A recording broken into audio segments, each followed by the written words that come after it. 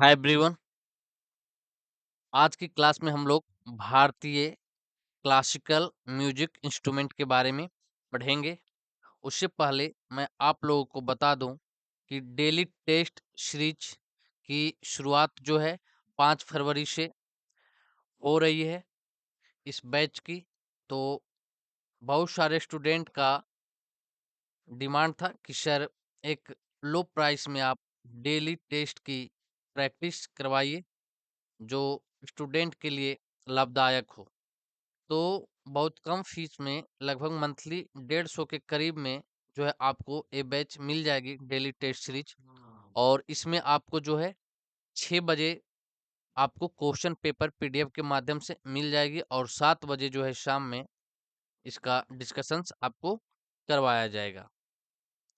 तो daily test series with discussions जो बहुत ही लाभदायक बैच है। तो 5 फरवरी से हम लोग इसको शुरू करने वाले हैं। तो आइए हम लोग देखते हैं आज की क्लास में भारतीय क्लासिकल म्यूजिक इंस्ट्रूमेंट। तो इस चैप्टर से जो है प्रीवियस ईयर वाले पेपर में क्वेश्चन पूछा गया था और सेम बीना से ही पूछा गया था। और इसी इमेज को जो है आपको दिखाकर क्वेश्चन पूछा गया था। क्वेश्चन पेपर में इस इमेज का चित्र थी। ठीक है। तो इस बीना का जो चित्र था क्वेश्चन पेपर में और पूछा गया था कि कौन से वाद्य यंत्र इनकी म्यूजिकल इंस्ट्रूमेंट है। तो इस प्रकार से क्वेश्चन पूछी जा चुके हैं। तो आपको ध्यान रखना है, अगर आप सेल्फ स्टडी करते हैं तो जो है आपको म्यूजिकल इंस्ट्रूमेंट चैप्टर्स को आपको कवर कर लेना है। ठीक है। तो यहाँ पे हम पढ़ेंगे बीना। तो बीना जो है सबसे पुराने भारतीय तार वाले इंस्ट्रूमेंट में से एक है।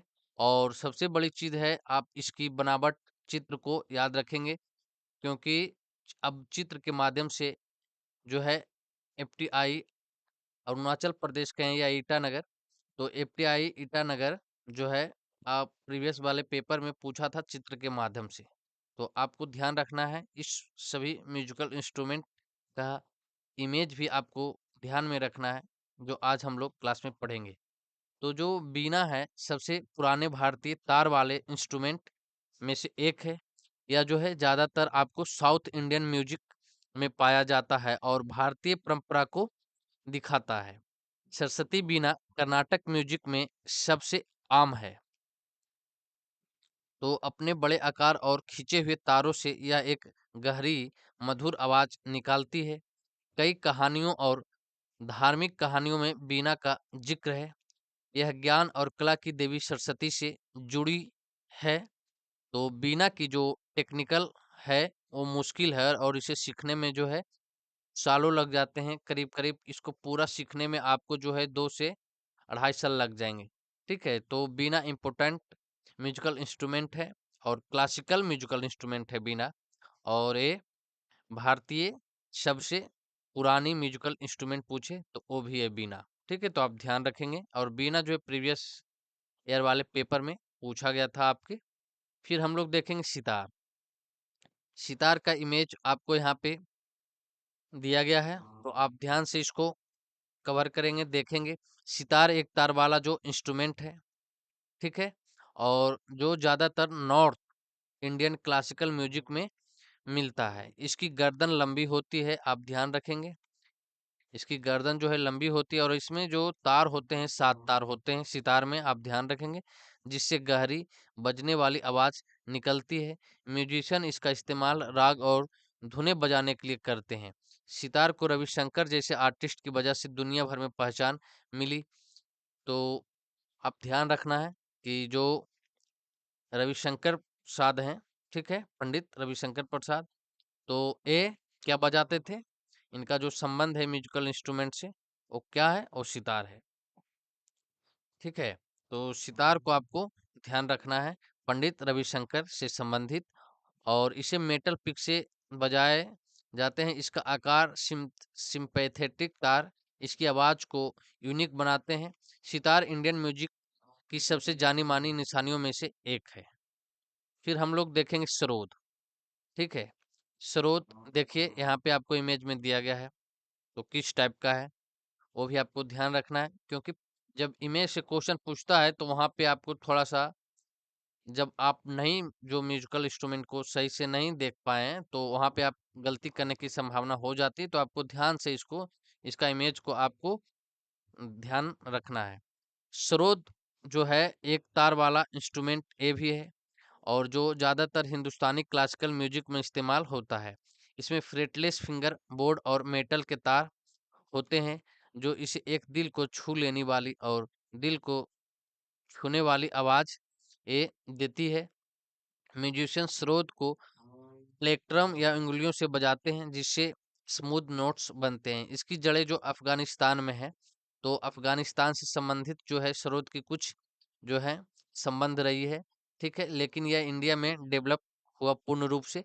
स्रोत गहरे म्यूजिकल एक्सप्रेशंस के लिए मशहूर है और सोलो और ग्रुप परफॉर्मेंस के लिए सही है। तो सोलो कौन से क्लासिकल डांस से इंडिया का किसको कहा जाता है सोलो, तो आप ध्यान रखेंगे, क्योंकि एफटीआई पुणे ने पूछा था कि सोलो डांस के रूप में हम कौन से भारतीय क्लासिकल डांस को जानते हैं। तो आपको ध्यान रखना है। सारंगी, सारंगी का इमेज यहाँ पे आपको दिया गया है। इसमें बताया गया कि सारंगी जो है नॉर्थ इंडियन क्लासिकल म्यूजिक में पाया जाने वाला एक झुका हुआ तार वाला इंस्ट्रूमेंट है। इसकी गर्दन छोटी होती है, तो आप ध्यान रखेंगे, बहुत छोटी गर्दन है इसकी, ठीक है। सारंगी इंसानी आवाज और भावनाओं की नकल करने के लिए अपनी काबिलियत के लिए मशहूर है। तो इसका इस्तेमाल अक्सर सिंगर्स के साथ करने के लिए किया जाता है, ठीक है।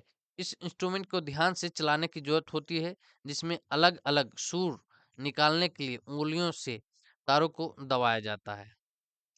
संतूर, संतूर यहाँ पे आप देखेंगे, संतूर का इमेज यहाँ पे आपको दिया गया है, ठीक है। तो संतूर एक हथौड़े से बजाया जाने वाला डल शिमर है। तो यहाँ पे आप देख सकते हैं इस टाइप के हथौड़े ये होते हैं, ठीक है, जिसे कश्मीरी और नॉर्थ इंडियन म्यूजिक में बजाया जाता है।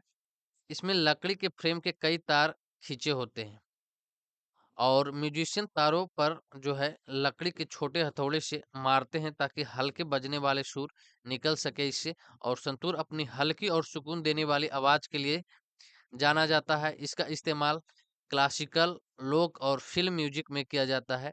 पंडित शिव कुमार शर्मा ने इसे इंडियन क्लासिकल ट्रेडिशन में मशहूर किया। तो पंडित शिव कुमार शर्मा का नाम जुड़ता है किससे? संतूर से, ठीक है। तो ये भी आपसे पूछा जा सकता है क्वेश्चन, और कई बार जो है पूछा जा चुका है शिव कुमार शर्मा के बारे में संतूर से संबंधित। तो आपको ध्यान रखना है। इस इंस्ट्रूमेंट की आसान आवाज इसे आराम देने वाले और भक्ति म्यूजिक में पसंदीदा बनाती है। तो आपको ध्यान रखना है संतूर, शिव कुमार शर्मा। फिर हम लोग देखेंगे मृदंगम, इसको बोलते हैं, लेकिन आप लोग यहाँ पे ध्यान रखेंगे ये ढोलक नहीं है, क्या है? मृदंगम है। इसकी बनावट को आप देख लें। ढोलक में यहाँ पे आप थोड़ा सा यहाँ पे ऊंचा टाइप के मिलता है, ठीक है। वो क्या कहें तो उठा हुआ उठा हुआ, ठीक है। तो लेकिन ये क्या है? मृदंगम है, ठीक है। सेम आपको इमेज में देंगे तो आप ढोलक ऑप्शन में जरूर देंगे, मृदंगम वाले में तो ढोलक नहीं करना है, यहाँ पे मृदंगम है, ठीक है। तो मृदंगम जो है एक दो तरफा ढोल है, जिसका इस्तेमाल मुख्य रूप से दक्षिण भारत के कर्नाटक संगीत में किया जाता है। इसकी शुरुआत बहुत पुरानी है, और यह मंदिर के रीति रिवाजों और पौराणिक कथाओं से जुड़ा हुआ है, यानी कि मैथोलॉजी से संबंधित है मृदंगम। और मृदंगम लकड़ी और जानवरों की खाल से बनता है, और बांस और तेज आवाज निकालता है, यानी कि बांस यानी कि मोटी आवाजें और तेज आवाजें निकालती है। वादक अलग अलग सुर बनाने के लिए जो है अपनी हथेलियों, उंगलियों और खास तकनीकों का इस्तेमाल करते हैं इस पे। या कर्नाटक संगीत और डांस का रिदमिक कोर है। कुशल मृदंगम वादकों की उनकी सटीक टाइमिंग और क्रिएटिविटी के लिए सम्मान दिया जाता है। तो आप ध्यान रखेंगे मृदंगम।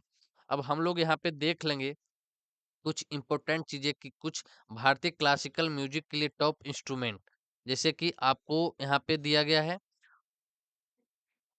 क्या है, ठीक है। तो यहाँ पे मैंने आपको दिया है कि हिंदुस्तानी संगीत और दक्षिणी कर्नाटक दोनों परंपराओं में ये आते हैं, क्योंकि कुछ का यूज ज्यादा जो होता है कर्नाटक संगीत में होती है, और कुछ का हिंदुस्तानी संगीत में होती है। तो इसमें जो सितार और सरोद हैं वो आप ध्यान रखेंगे, तार वाले इंस्ट्रूमेंट है। किस टाइप का है? तार वाले। तो इस प्रकार से आपसे क्वेश्चन पूछ सकता है। कि इनमें से कौन से तार वाले इंस्ट्रूमेंट है, या फिर odd end of and odd करके कुछ ऐसे दे देगा। ठीक है, तो आपको वो भी ध्यान रखना है, या फिर मिलान करने के लिए दे देगा। तो आपको ध्यान रखना है कि सितार और सरोद जो है तार वाले म्यूजिकल इंस्ट्रूमेंट है। तबला क्या है? तबला परफेक्शन है। इसमें मतलब को क्या दबाव लगाया जाता है, मार उसको कहें, तो उस प्रकार का ये है। और बांसुरी जो है ये वायु से बजती है। ठीक है, शामिल है ये सब। और दक्षिण म्यूजिक के लिए जो है बीना और मृदंगम जरूरी है। तो हम ध्यान रखेंगे कि दक्षिणी म्यूजिक के लिए कौन कौन से हैं। बीना, जो सरस्वती माँ का बीना होती है, सरस्वती बीना कहिए उसको, ओ और मृदंगम, ये दोनों जो है दक्षिणी म्यूजिक यानी कि कर्नाटक म्यूजिक के लिए जो है जरूरी है। दूसरी जरूरी इंस्ट्रूमेंट है शहनाई, संतूर, आप ध्यान रखेंगे, सारंगी और पखावज। ठीक है, तो पखावज का मैंने यहाँ पे इमेज नहीं लगाया, लगाना भूल गया, तो आपको ये भी रखना है कि ये सब जो सभी हैं क्या है, क्लासिकल म्यूजिक, भारतीय क्लासिकल म्यूजिक इंस्ट्रूमेंट है। तो क्वेश्चन जो पूछेगा आपसे, इन्हीं से में से पूछेगा कि जो भारतीय क्लासिकल म्यूजिक का चित्र इमेज आपको दिया जाएगा और पूछेगा कि इसका आप नाम बताइए कौन से ये म्यूजिक इंस्ट्रूमेंट है। तो इन सभी को आपको ध्यान में रखना है। और म्यूजिक के राग और ताल बजाने के लिए जो है ये सब का जो जरूरी हो जाता है संगीत में सुर ताल को सजाने के लिए। ठीक है, यहाँ पे एक क्वेश्चन आपको दिया गया है कि सबसे पुराना भारतीय इंस्ट्रूमेंट कौन सा है, यानी कि सबसे पुराना भारतीय वाद्य संगीत संगीत यंत्र कौन सा है।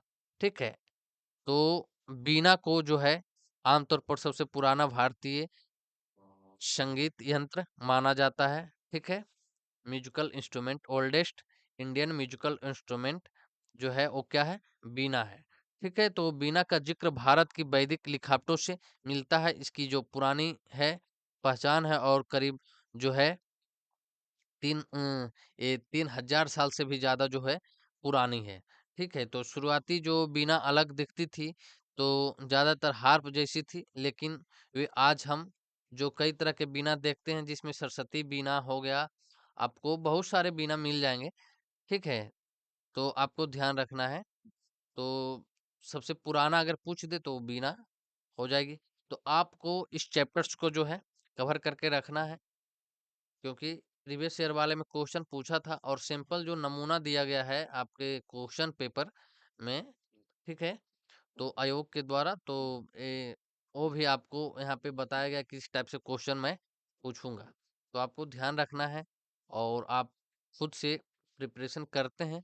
तो अभी हाल ही में जो है बजट आया है। ठीक है, तो पहली बार जो है भारत का बजट जो है संडे को आया है। तो आपको वो भी चीजें ध्यान रखनी है, और बजट से संबंधित क्वेश्चन जरूर होंगे, करेंट अफेयर से संबंधित क्वेश्चन बजट से जरूर होंगे आपके एग्जाम में। तो वो भी आपको कवर कर लेना है कि बजट में क्या क्या चीजें जो है महत्वपूर्ण है।